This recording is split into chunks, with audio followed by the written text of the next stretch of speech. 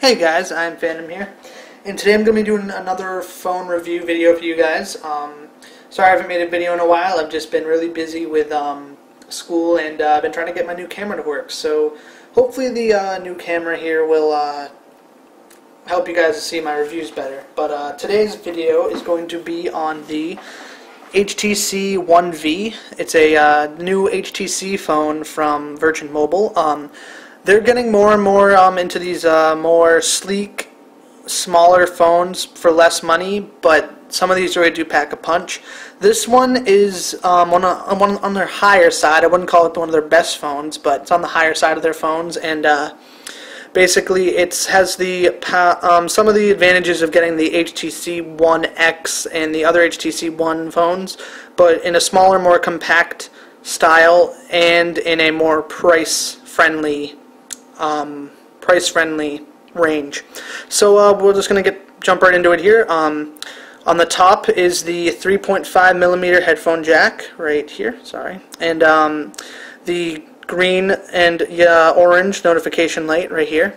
And basically what when you're charging the phone, it's going to be a solid orange until it's 100% charged. Then it's going to show it's going to be showing like a solid green, and when you have notification, it just blinks green. Over here we have the standby and power button. Basically, when this phone turns on from its off state, it has a fast boot up screen, a fast boot up type, which you can, I believe, turn off because it uses up some battery. But it can boot the phone and get everything loaded for Android in, I believe, 10 to 12 seconds. I'm not positive on the number. I haven't timed it in a long time. I've had this phone for about 2 months. So yeah, we'll just keep going here. On the right side of the phone, there's the volume rocker, which I really like because if you look at the front of the phone, you can't really see that it's there. It doesn't stick out, and it doesn't embezzle. But when you're holding the phone with your thumb, when you're holding the phone with your thumb, you can really feel the where it starts and where it ends, and know where to press it for the volume. If you also look at the side view, it has a cool chin shape on the bottom that goes out down here. I really like that. It makes the phone more stylish and more unique. Yeah, so on the bottom of the phone, let's see if we can get a good view here, is the microphone. It's a little dot on the bottom there.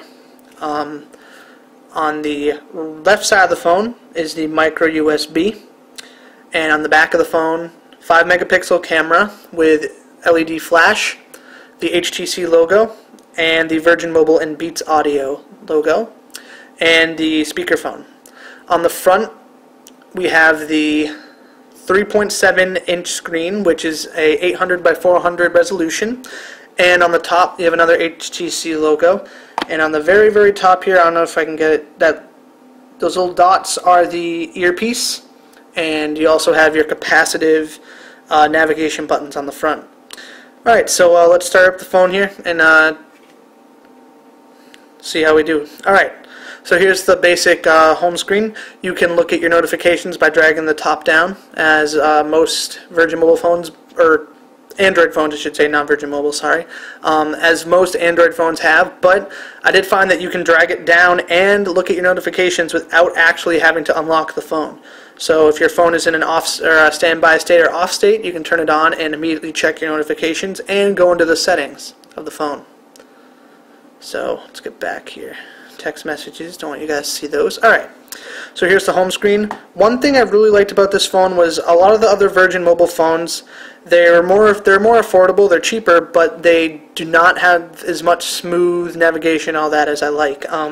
The one thing I really liked about this phone is the high capacity touchscreen, which is 5-point, and the glass screen make it much more responsive than other phones I've used.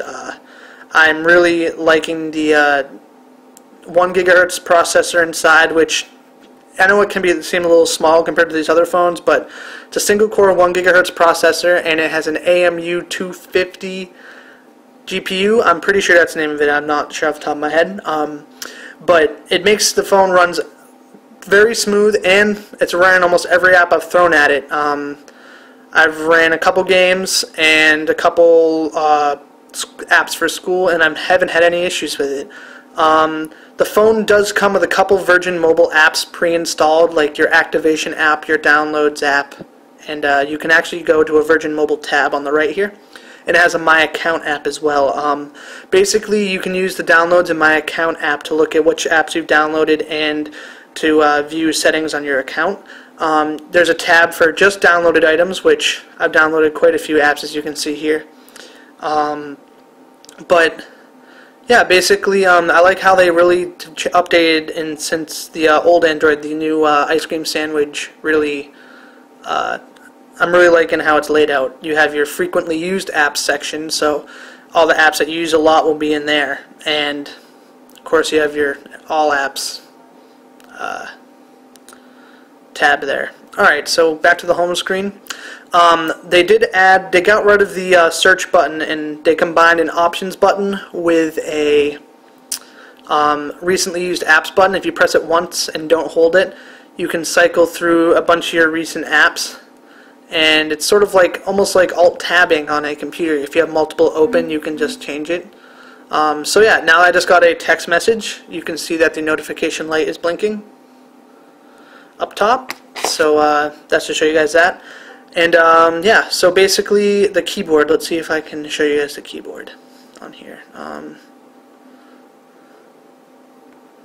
The keyboard is same look as a regular one, but because of the more responsive screen, I'm having a bigger screen than other phones, I'm having a lot better time typing, and it also has the predictive typing down on the bottom. So if you type a word, like let's misspell like, oops.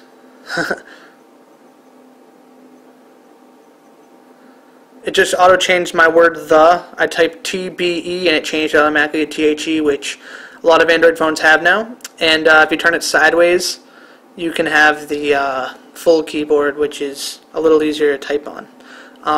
Down here you have your numbers, and you can also change it to symbols over here.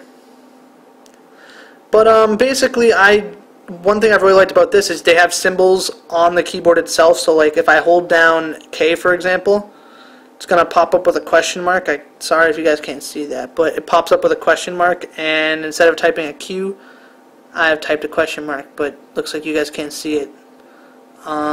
Yeah. But basically, it's a very bright and vivid screen. I'm really liking it. And the battery life on this phone's, it's not as high as other phones could be, but 31 hours of standby. Talking, I believe it's 10 hours of talk and 5 hours of video playback. And web surfing, I believe, is around the same as talk, 10 hours. I usually, in everyday use, I've been getting it down to around 25% by the time I'm going to bed. So I usually charge it every night, and it should, I believe, if you haven't used it as much as I do, it's going to need to be charged every once in a while. The phone does have a thin form factor. It's only 9.8 millimeters, so about a centimeter in width. That might be thinner than the Droid Razr. Don't quote me on that. But it does need a smaller battery because of that, to keep it light and to keep it light and just to keep the phone thin in general.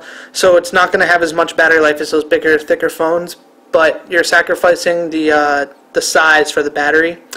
And also it has a plastic case on the back, but mostly the phone's metal and has a nice weight to it, which makes it feel like a very nice, solid built phone. I haven't had any issues with things popping or making that squeaky sound when you press on it because of the black screen, or the glass screen, excuse me.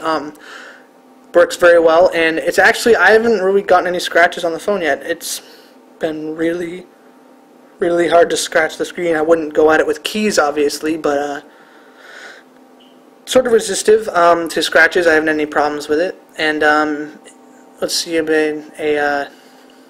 the internet is on here. Alright guys, sorry about that. Basically I was just having issues with the school internet. But yeah, if I just go to Google here, let's see if I can just, can I go to Google's homepage?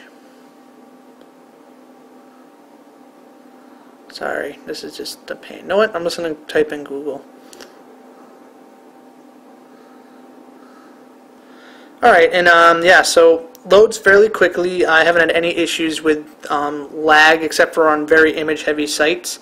The view angle on this phone is amazing. That's one thing I really like. because of the really high quality screen, it has almost a 180-degree viewing angle. I can see the phone from whichever angle I'm looking at it at. I haven't had any issues with looking at it from a weird angle, but the thing is, I don't see why they really have that. The only time I would have that is if I'm watching videos, and I don't do a lot of video watching on this phone, mainly for music because of the Beats audio built in, and doing some pictures with the more higher quality camera than a lot of my other phones. But yeah, so this has basically been an overview of the HTC One V. It's on virginmobile.com for now. It might be worked into other phone companies in the future, I'm not sure. The V, I'm pretty sure, stands for Virgin Mobile. They made it specifically for them, but I don't know. You might be able to see this phone soon on other companies, like their free phones list, just because it's one of the more cheaper HTC phones. But yeah, it's on Virgin Mobile for around $200. I bought it for $200. It may have gone down now. They're having a sale. So yeah, thanks for watching. My website is www.imphantom.net. And I will see you guys later.